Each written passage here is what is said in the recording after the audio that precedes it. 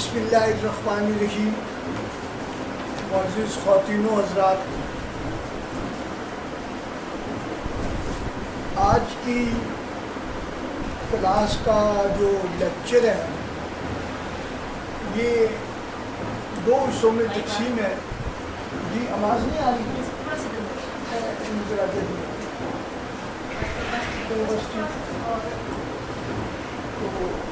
آج کی جو کلاس ہے اس کا جو لیکچر ہے یہ دو حصوں میں تقسیم کیا گیا ہے. آج اس کے پہلے حصے پر بحث کریں گے اور اگلی اتوار کو تو ویسے ہی 27 کو پروگرام ہے، کلاس نہیں ہوگی. یہ تسلسل ہے پچھلے لیکچرز کا. جب میں نے آپ سے عرض کیا تھا کہ شعور جو ہوتا ہے اس کی 3 قسمیں ہیں. آستے آواز ہو ذرا کچھ. ہیلو ہیلو خرابی ہو. ہیلو ہیلو بس ٹھیک ہے. تو میں عرض کر رہا تھا کہ شعور میں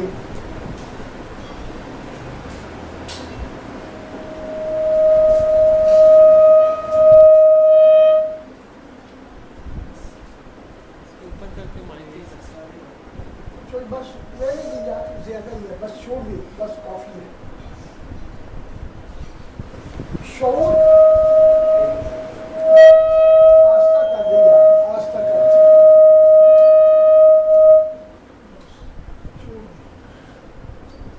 میری آواز ویسی بس اس سے زیادہ نہیں کم کر.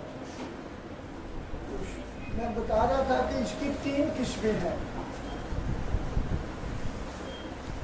پہلی قسم جو آج ہم تفصیل کے ساتھ اسٹڈی کریں گے وہ یہ ہے کہ علم الیقین، اور دوسری جو ہے یہ لکھ لیں عین الیقین، اور تیسری ہے حق الیقین.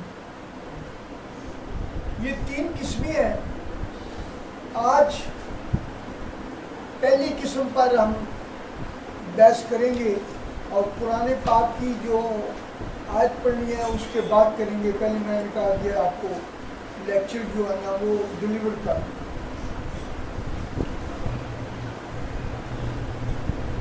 دیکھو یقین کے دائرے میں جب کوئی بندہ داخل ہوتا ہے تو اس پر یہ بات سب سے پہلے عیاں ہوتی ہے، یا اس پر یہ بات اس کے سامنے یہ بات آتی ہے. کیا بات آتی ہے؟ کہ میرا کوئی مالک خالق ہے، اور وہ کون ہے؟ اللہ. ٹھیک ہے. اچھا، آپ یہ علم الیقین رکھتے ہیں، کسی بندے سے بھی پوچھیں. جب آپ اسے السلام علیکم کہیں گے تو آپ کا دوست ہے یا کسی بہن کی کوئی سہیلی ہے تو وہ سب سے پہلے یہ پوچھیں گے کیسا حال ہے. تو کیسا کیا حال ہے یا کیسا حال ہے، اس میں کیا چیز ہے؟ مطلب ہے میں ابو بکر سے پوچھتا ہوں کہ بھائی کیسے ہو، تو یہ آگے سے کہتا ہے کہ میاں صاحب الحمدللہ. یہ کس بنا پر کہتا ہے کہ الحمدللہ، یا یہ کہتا ہے شکر ہے؟ میں اسے مزید پوچھتا ہوں سب خیریت ہے، یہ کہتا ہے کہ ہاں بالکل خیریت ہے. پہلی بات میں نے کہی تھی کہ علم الیقین جس اندر پیدا ہوتا ہے علم الیقین، تو وہ سب سے پہلے جو تصویر اس بندے کے اندر ہوتی ہے وہ ہے اللہ۔ جب آپ اللہ یا رب کا بہت لیکچر میں نے بتایا تھا نام لیتے ہیں تو اس کا مطلب یہ ہوتا ہے کہ ایسا اللہ جو وسائل فراہم کرتا ہے، ٹھیک ہے کہ اب بات پھر میں وہاں پر لے کر چلتا ہوں کہ اللہ پر یہ اس کی تسلسل، یار بدھو بن کے نہ بیٹھو، میرے ساتھ چلو۔ پہلی بات یہی ہے کہ ذہن میں پہلی بات علم الیقین ہے، آپ کے علم میں یہ یقین راسخ کیا ہوا ہے کہ ہمارا اللہ جو ہے وہ ہمارا خالق ہے، مالک ہے، رازق ہے۔ کیا آپ نے اخذ کیا علم الیقین کے پہلے؟ یہ تین علم بتائے نا میں نے آپ کو، علم الیقین، عین الیقین، حق الیقین۔ آج کے لیکچر صرف اور صرف علم الیقین پر ہوگا۔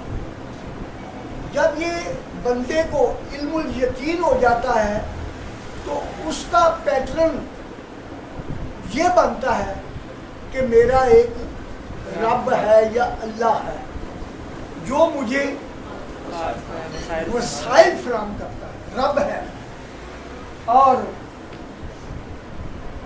اس میں زندگی کی تمام ضروریات ہیں جو میرا اللہ پوری کرتا ہے، اس بندے کو پوری کرتا ہے، اس کو عطا کرتا ہے، اس کو دیتا ہے، اس کو فراہم کرتا ہے۔ جب یہ آپ کے ذہن میں کیا ہوگا؟ علم الیقین ہوگا کہ میری تمام ضروریات، میں نے کیا کہا کہ اس کے ذہن میں یہ علم ہوگا، اور وہ علم یقین کی حد تک ہوگا کہ میری تمام ضروریات میرا ایک اللہ ہے جو مجھے ہر طرح کی وہ پوری کرتا ہے۔ اس میں یہ نہیں آتی کہ کسی مادی قانون کے تحت وہ پوری کر رہے ہیں، نہیں، زندگی میں جو کچھ بھی ہے، جو کچھ بھی دینے والا ہے، اور جو کچھ بھی جس سے لیا جاتا ہے وہ ہے اللہ، رب۔ اور اللہ ہی جو ہے وہ قرآن پاک کی آیت ہے وَتُعِزُّ مَن تَشَاءُ وَتُذِلُّ مَن تَشَاءُ، کہ میرا جو اللہ ہے وہ مجھے عزت بھی دیتا ہے اور مجھے ذلت بھی دیتا ہے۔ تو یہ بھی آپ کے یقین میں ہے۔ کیا بات یقین میں ہے کہ عزت کا دینے والا اور ذلت کی زندگی گزارنے والا کون ہے؟ اللہ ہے جو بندے کو عطا کرتا ہے۔ اب آگے چلیں گے کہ وہ اللہ جو ہے روحانیت میں کہتے ہیں اللہ واحد ہے، اللہ اول ہے اور اللہ انتہا ہے، یعنی کہ جو رب ہے وہ شروع سے رب ہے۔ یہ نہیں کہ جس نے یقین ہو جائے تو پھر انہوں کہتا کہ ہے رب ہے، تو یقین نہ ہوئے تو کہتا نہیں ہے رب ہے۔ رب اول تو ہوئی تو انتہا بھی رب ہی رہے گا، یہ نہیں کہ انتہا سے جا کے وہ کچھ اور ہو جائے گا، ٹھیک ہے۔ اللہ ہی ظاہر ہے اور اللہ ہی باطن ہے، ٹھیک ہے۔ میرے پیر و مرشد فرماتے ہوتے ہیں کہ قرآن پاک کی ایک آیت ہے کہ اللہ تعالیٰ ہر شے پر محیط ہے۔ کیا مطلب؟ ہر چیز ہے وہ اللہ کے گھیرے میں ہے. اللہ ہر چیز پر محیط ہے کا مطلب ہے کہ اس کے بغیر دائرے اختیار سے باہر نہیں، اس دائرے کے باہر جو ہے نا اس کو اسی دائرے میں اس بندے کو آنا پڑے گا. ٹھیک ہے. اچھا اب بات یہ ہے کہ کچھ لوگ جو ہے نا روحانیت میں جب آپ ایک دائرے کے اندر داخل ہو جاتے ہیں اور وہ دائرہ کیا ہے؟ اللہ تعالیٰ کا محیط شدہ ہے. اللہ تعالیٰ اس دائرے کے اندر قائم دائم ہے. جب آپ دائرے میں داخل ہو گئے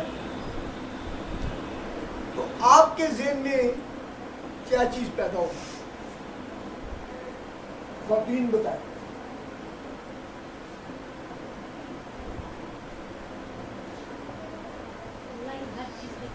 ہاں وہ تو میں نے بتا دیا آپ کو.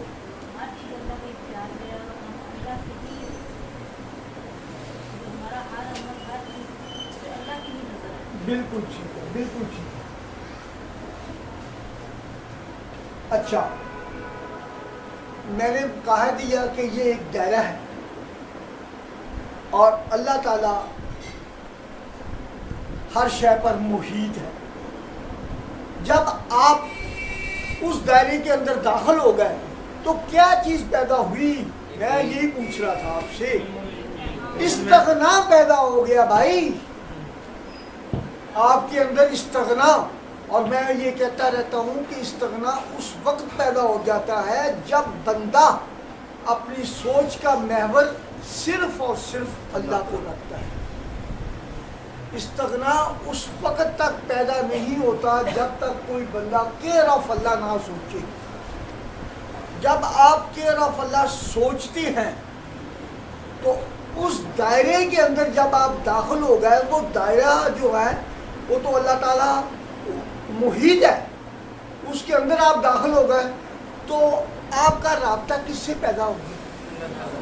اللہ تعالیٰ سے پیدا ہو گیا نا. اب آپ نے رزق لینا ہے، اب آپ نے وسائل میں ترقی لینی ہے، اب آپ کی کوئی خواہش ہے. کیا اس دائرے میں داخل ہونے کے بعد یہ جو چیزیں میں نے بیان کی ہے وہ ملیں گی کہ نہیں ملیں گی؟ یہ آپ کا یقین ہے.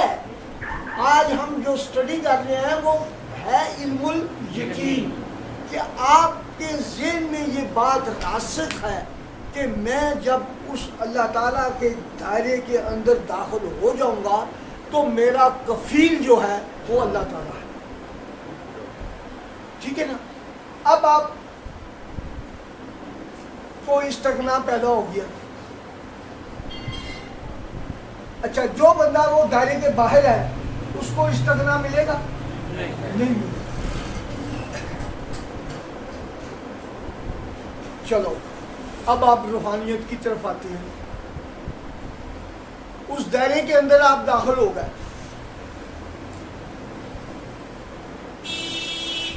تو استغنا آپ کو پیدا ہو گیا. تو کیا سلوک کی منزل حاصل کرنے کے لیے اس دائرے کے اندر جب آپ آ گئے آپ کو منزل ملے گی یا نہیں ملے گی؟ بالکل ملے گی. اس دنیا میں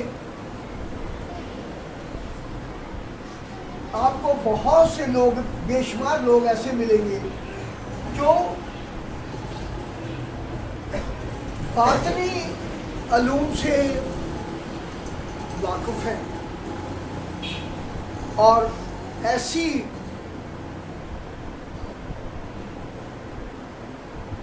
چیزیں بیان کر جاتے ہیں جو ان کی باطنی قوت بیدار ہونے کے بعد وہ جب وہ متحرک ہو جاتی ہے تو وہ ایسی ایسی چیزیں کر جاتے ہیں کہ لوگ پریشان ہو جاتے ہیں. کیسا میرے پاس کچھ لوگ آتے ہیں،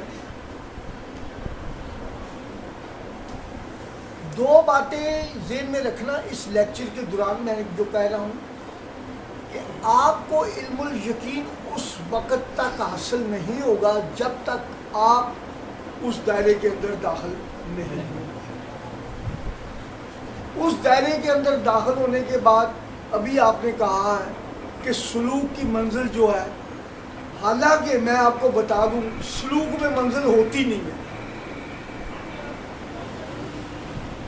سلوک میں منزل نہیں ہے، دائرے میں آنا ہے۔ منزل کا کیا مطلب ہے؟ کیا مطلب ہے منزل کا بھائی آپ بتائیں؟ وہ جگہ آپ نے ڈیسٹینیشن بنایا ہے، یہ 0 پوائنٹ ہے، وہاں پر آپ پہنچ گئے، یہ آپ کی منزل ہوئی، ٹھیک ہے نا؟ آپ پہنچ گئے، آپ کے ذہن میں یہ ہے کہ مجھے منزل ہو گئی۔ یہ رائے سلوک میں تو منزل ہے ہی نہیں بھائی، وہ تو ترقی کرتے جانا ہے۔ منزل جہاں آ گئی وہ رک گیا، منزل جہاں آ گئی وہ رک گیا، آپ کی ترقی رک گئی، آپ متحرک ہونا چھوڑ دیا۔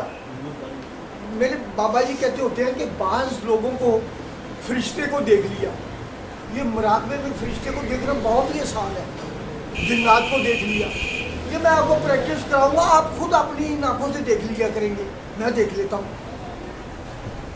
تو جب وہ دیکھ لیتا ہے تو وہ کہنے لگا ہاں بڑا خوش ہو گیا، بڑا خوش ہو گیا کہ میری فرشتے نال ملاقات ہو گئی، فرشتے نے میرے مس کیتا، وہ جیاں روشنیاں جڑیاں نورانی سن وہ ساریاں میرے اندر منتقل ہو۔ نہیں، بہت منزلیں ہیں۔ فرشتے نے تو جب شب معراج کا واقعہ ہے، سدرۃ المنتہا پر رک گیا تھا، کہا کہ آگے میری پرواز نہیں ہے، آگے میں نہیں جا سکتا۔ تو کیا مطلب کہ فرشتے کی وہی لمٹ تھی۔ نبی کریم صلی اللہ علیہ وسلم عبدالآباد تک گئے، جو منزلیں تھی عبدالآباد تک گئے۔ عبدالآباد کا مطلب ہے کہ صرف تیر کمان کا جو فاصلہ تھا اتنا رہ گیا۔ تیر کمان کا کتنا فاصلہ ہوتا ہے؟ ہاں جی 3 یا 4 فٹ کا ہوتا ہے۔ تو یہ بیٹھے ہوئے میرے سامنے یہ کتنے فٹ کے فاصلہ ہے؟ 3-4 فٹ کا فاصلہ۔ تو اتنے نزدیک ہو کر محبوب نے محب کے ساتھ باتیں کی، تو کیا باتیں کی، کیا راز و نیاز کیے، یہ اللہ اور اس کا رسول ہی جانتا۔ تو یہ کیا ہے؟ یہ کیا ہے؟ پانی پی لو۔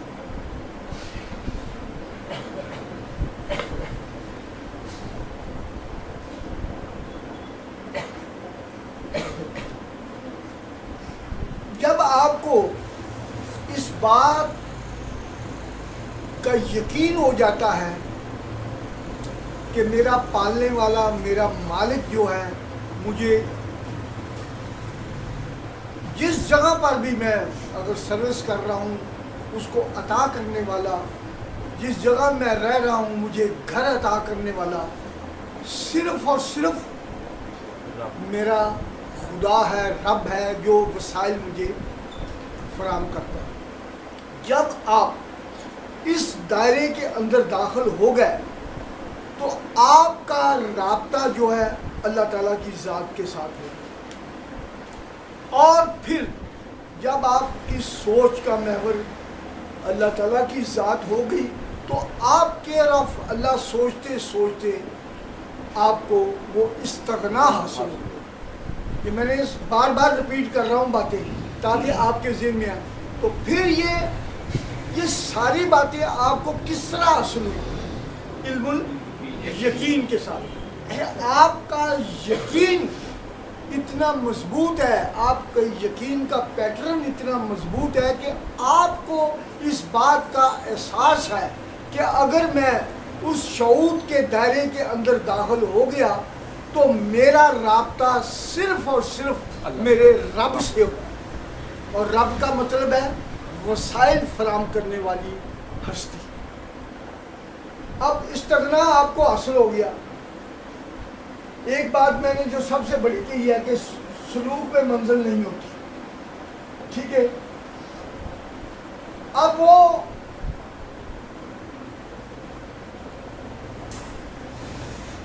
فرشتہ آپ کو مل گیا, آپ نے کہا ہے, کہہ دیا کہ میری فرشتے کے ساتھ ملاقات ہوگی, فرشتے کی جو نورانی لہریں ہیں وہ میرے اندر منتقل ہو گئی.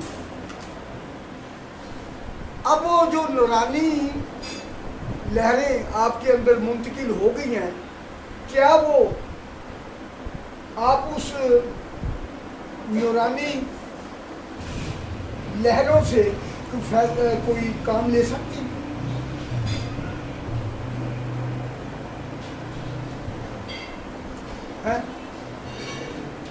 میرا مطلب ابو بکر نو فرشتہ مل گیا, فرشتے نے مس بھی کر لیتا, انہوں نے ابو بکر کسی جا کے گدی تے بیٹھ گیا, اسے جا کے کہے کہ میں تو فرشتہ ہوں. کیسا یوں کہہ رہی ہے تو میرے بابا جی کہتے ہیں بہت لوگ وہ دوالے ہو جان گے, وہ من بھی جان گے ہم واقعی یار فرشتہ. تو تمہیں پتہ ہے کہ انسان جڑا تانے تے بانے نال بنی ہے, فرشتے جڑے نے وہ نورانی مخلوق نے, ہاں صرف تانا تانا. ایک بندہ جڑا تانے تے بانے دے نال ہے, جڑی میں 3-4 پہلے لیکچر دسیا سی, تو کسی لیکچر تانے بانے دے اسی کے ورٹیکل ہورزونٹل لائننگ کے نال ایک ورٹیکل لائننگ ہے, سر بانا ہے اور ٹیکنیکل اس کی دسیا مقدارہ وہ انسان دیا معین مقدارہ نے, کہ کیا معین مقدار تو ہٹ کے بندہ ہو سکتا ہے کہ نہیں ہو سکتا؟ کسی عورت دے گھر بکری پیدا ہوئی ہے یا بکری دے گھر کوئی انسان پیدا ہویا ہے؟ کیوں نہیں ہویا؟ کیوں دیا مجھے مقدارہ نے مختلف. ابو بکر نے کہا کہ میں فرشتہ ہوں, تے لوگ ایتھے کلاس ہی بیٹھے مرید ہو گئے کہ واقعی یار فرشتہ ہے.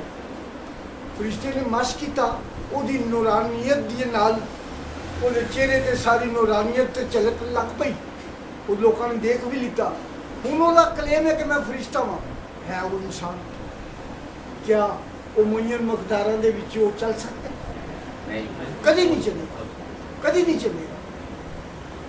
ابو بکر بندہ ہی رہے گا, انسان ہی رہے گا, یہ فرشتہ نہیں ہو سکتا, کیونکہ وہ جڑیاں مقداراں نے وہ معین نے.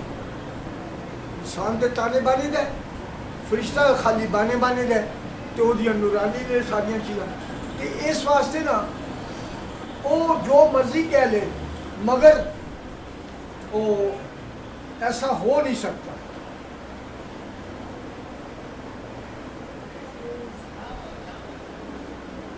میرے بابا جی کہتے ہیں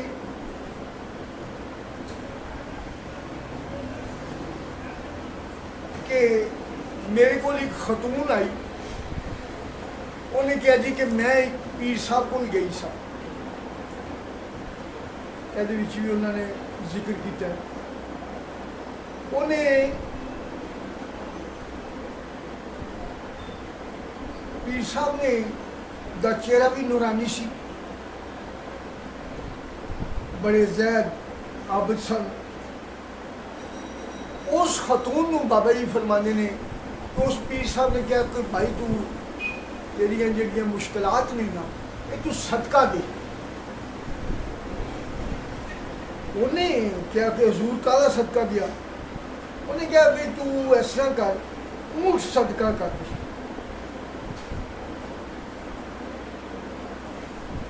انہیں کہا کہ میں اونٹ کتوں لیا ہوں. خاتون ہندیاں نے میاں نے پیسے گھر پے ہوندے نے, وہ چپ کر کے نا وہ انہوں نے ہانڈیاں واسطے دیتے ہوندے نے, وہ جا کے نا وہ کوئی پیسے پیر نو دے آتے. افیکٹ بابا جی آپ دس دن پہ وہ جڑے زید بندہ بڑا نورانی شکل والا ਗੱਦੀ ਨਸ਼ੀਨ ਹੋ ਕੇ ਬੈਠਾ ਹੈ। ਉਹਦੇ ਕੋਲ ਗਈ, ਉਹਨੇ ਕਿਹਾ ਕਿ ਉਹ ਚੰਗੇ ਜ਼ਮਾਨੇ ਦੇ ਵਿੱਚ ਉਹਨੇ ਕਿਹਾ ਕਿ 5,000 ਰੁਪਏ ਦਾ ਊਂਠ ਆਏਗਾ ਜਾਂ 10,000 ਰੁਪਏ। ਉਹਨੇ ਸੋਚਿਆ 10,000 ਰੁਪਇਆ ਮੇਰੇ ਮੀਆਂ ਨੇ ਮੈਨੂੰ ਅਮਾਨਤ 'ਚ ਫੜਾਈ ਗਈ ਹੈ। ਉਹਨੇ ਨਹੀਂ ਆਪ ਲੈ ਲਿਆਈ। ਉਹਨੇ ਕਿਹਾ ਕਿ ਹਜ਼ਰਤ ਸਾਹਿਬ ਮੈਂ ਕਿੱਥੇ ਜਾਵਾਂਗੀ ਵੀ ਊਂਠ ਲੱਭਣ ਲਈ, ਤੇ ਬਿਹਤਰ ਹੈਗਾ ਤੁਸੀਂ ਮੇਰੇ ਕੋਲ ਪੈਸੇ ਲੈ ਲਓ, ਤੁਸੀਂ ਊਂਠ ਆਪ ਲੈ ਆਓ। ਉਹਨੇ ਪੀਰ ਸਾਹਿਬ ਨੇ ਊਂਠ ਲਿਆਂਦਾ। ਉਹ ਜਿਹੜਾ ਬੰਦਾ ਸੀ, ਉਹ ਜਿਹੜੀ ਖਤੂਨ ਸੀ ਜਿਹੜੀ ਪੀਰ ਸਾਹਿਬ ਕੋਲ ਆਈ, ਉਹਦੇ ਮੀਆਂ ਦੀ ਕੋਈ ਅਮਾਨਤ ਪਈ ਸੀ, ਉਹਨੇ ਉਹਨੂੰ ਦਿੱਤੀ ਕਿ ਭਲੀਏ ਲੋਕ ਇਹ ਰੱਖ ਲੈ ਕੋਲ, ਤੇ ਜਿਸ ਦਿਨ ਮੈਨੂੰ ਜ਼ਰੂਰਤ ਹੋਏਗੀ ਉਹ ਮੈਂ ਤੈਨੂੰ ਤੇਰੇ ਕੋਲ ਵਾਪਸ ਲੈ ਲਾਂਗਾ। ਉਹ ਚੜਾ ਆਈ ਪੀਰ ਸਾਹਿਬ ਦੇ ਕੋਲ 10,000 ਰੁਪਏ ਦਾ ਜਾਂ 5,000 ਰੁਪਏ ਦਾ। ਹੁਣ ਦੇਖੋ ਕੁਦਰਤ ਕਿਸ ਤਰ੍ਹਾਂ ਬਣਾਉਂਦੀ ਹੈ ਨਿਜ਼ਾਮ। ਤੁਹਾਡੇ ਘਰ ਮੈਨੂੰ ਗੁਮਾਨ ਨਹੀਂ ਸੀ। ਉਹ ਪੈਸੇ 10 ਸਾਲ 5 ਸਾਲ ਪੈ ਰਿਹਾ, ਉਹਦੇ ਖਾਮਦ ਨੂੰ ਜ਼ਰੂਰਤ ਨਾ ਆਈ। ਜ਼ਰੂਰਤ ਪਈ ਤੇ ਉਸ ਖਤੂਨ ਨੂੰ ਪਈ, ਉਹਨੇ ਪੈਸੇ ਕੱਢ ਕੇ ਪੀਰ ਸਾਹਿਬ ਨੂੰ ਦੇ ਆਏ। ਤੇ ਦੂਸਰੇ ਦਿਨ ਮੀਆਂ ਸਾਹਿਬ ਨੂੰ ਜ਼ਰੂਰਤ ਪੈ ਗਈ ਕਿ ਭਾਈ ਉਹ ਪੈਸੇ ਦੇ, ਮੈਂ ਦਫ਼ਤਰ ਜਮ੍ਹਾਂ ਕਰਾਉਣੇ। ਇਫੈਕਟ ਹੁੰਦਾ। ਅੱਛਾ ਹੁਣ ਉਹ ਤੇ ਪੈਸੇ ਦੇ ਆਈ ਸੀ।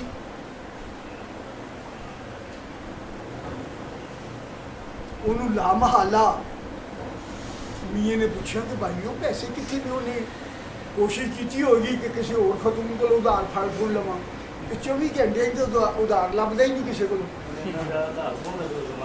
ਨਹੀਂ ਦੇ ਦਿੰਦੇ ਨੇ। ਉਸ ਪੁਰਾਣੇ ਜ਼ਮਾਨੇ 'ਚ 10,000 ਜਿਹੜਾ ਸੀ ਉਹਦਾ ਮਤਲਬ ਲਾ ਲਓ ਕੋਈ ਕਰੋੜ ਲੱਖ ਰੁਪਈਆ ਜਾਂ 2 ਲੱਖ ਰੁਪਈਆ ਹੈ।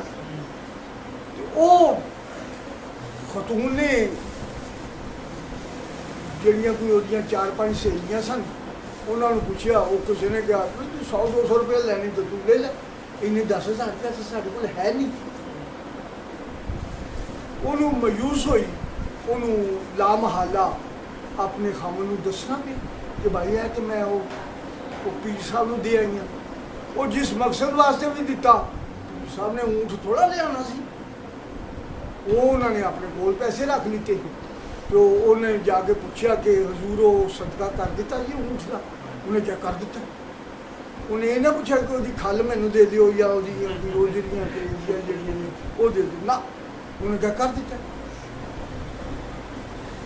ਸੋਚਣ ਵਾਲੀ ਗੱਲ ਜੇ ਇਲਮੁਲ ਯਕੀਨ ਦੇ ਵਿੱਚ ਕਿ ਉਸ ਖਤੂਨ ਨੂੰ ਯਕੀਨ ਸੀ ਕਿ ਇਹ ਊਂਠ ਦਾ ਸਦਕਾ ਕਰ ਦਿੱਤਾ ਹੋਗਾ ਹੈ। ਤੇ ਜਿਹੜੀਆਂ ਉਹ ਮੁਸ਼ਕਲਾਤ ਦਾ ਸਦਕਾ ਦੇਣਾ ਸੀ, ਉਹ ਮੁਸ਼ਕਲਾਤ ਤੇ ਦੂਰ ਹੋਈਆਂ ਨਾ। ਉਹਦੇ ਜ਼ਿਹਨ ਫੌਰੀ ਤੌਰ ਦੇ ਉੱਤੇ ਸ਼ਟਰ ਹੋਇਆ।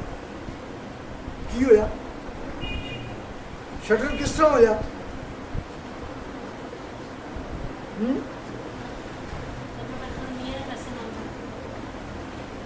ਮੇਰੇ ਦਾਦਾ ਪੀਰ ਹਜ਼ੂਰ ਕਲੰਦਰ ਬਾਬਾ ਔਲੀਆ ਫਰਮਾਉਂਦੇ ਨੇ ਇਸੇ ਮਿਸਾਲ ਦੇ ਵਿੱਚ। ਉਹ ਕਹਿੰਦੇ ਨੇ ਕਿ